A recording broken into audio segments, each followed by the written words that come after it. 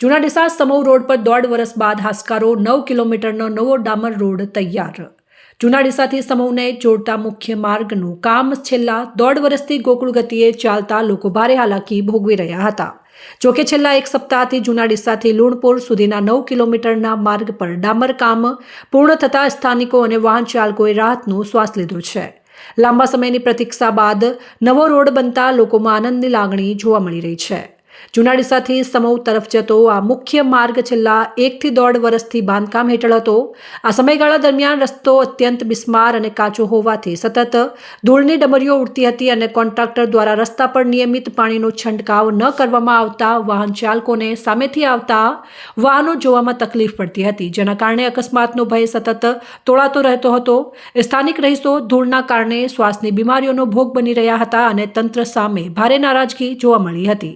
પરંતુ છેલ્લા એક અઠવાડિયાથી યુદ્ધના ધોરણે કામગીરી હાથ ધરીને લુણપુર સુધીના 9 કિલોમીટરના પટ્ટામાં ડામર રોડ બનાવી દેવામાં આવ્યો છે।